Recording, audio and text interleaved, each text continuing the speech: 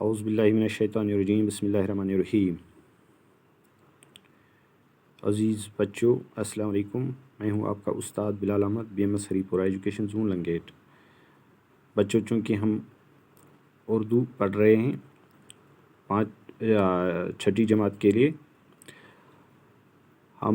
ہمارا جو عنوان ہے چغلی کھانے والا، ہم نے پہلے ہی 2 لیکچر اس کے کمپلیٹ کیے۔ آج ہم آگے پڑھنے جا رہے ہیں، آپ دھیان سے سنو گے اور گھر پہ بھی پڑھو گے۔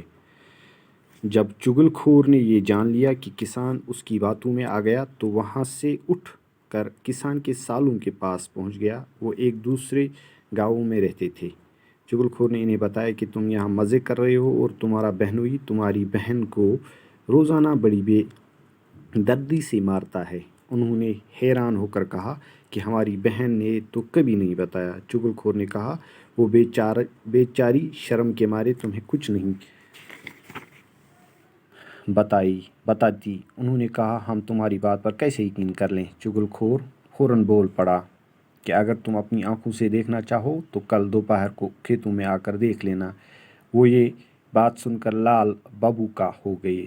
انہوں نے چغل خور سے کہا کہ کل ہم کھیت میں چھپ کر یہ سب کچھ اپنی آنکھوں سے دیکھیں گے۔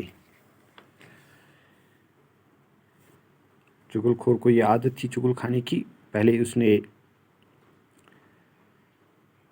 کسان کی بیوی کو کسان کے خلاف اکسایا، پھر کسان کو کسان کی بیوی کے خلاف اکسایا۔ اب چغل خور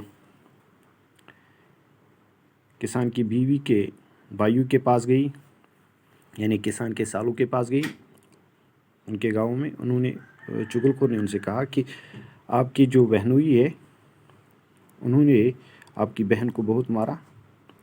وہ بھی حیران ہو گئے کیونکہ انہیں آج تک کبھی ایسی شکایت موصول نہیں ہوئی تھی اپنی بہن کی طرف سے۔ لیکن چغل خور نے انہیں کہا کہ وہ بیچاری شرم کے مارے تمہیں کچھ نہیں بتاتی ہے۔ انہیں بھی چغل خور کی باتوں پہ یقین آ گیا۔ وہ فوراً آگ بگولا ہو گئے، یعنی نہایت سرخ، غصے کے باعث سرخ چہرہ ان کا پڑ گیا اور وہ دیکھنے کے لیے کھیتوں کی طرف گئے۔ وہ یہ بات سن کر لال ببوکا ہو گئے۔ جب انہوں نے دیکھا کہ چغل خور سے کہا کہ کل ہم کھیت میں چھپ کر یہ سب کچھ اپنی آنکھوں سے دیکھیں گے، وہ لال بگولا ہو گئے اور انہوں نے چغل خور سے کہا کل ہم خود دیکھ لیں گے کہ یہ کیا بات سچ ہے یا نہیں۔ ہم خود اپنی آنکھوں سے کل یہ بات کھیتوں میں دیکھیں گے۔ امید ہے آپ کو سمجھ میں آیا ہوگا۔ شکریہ۔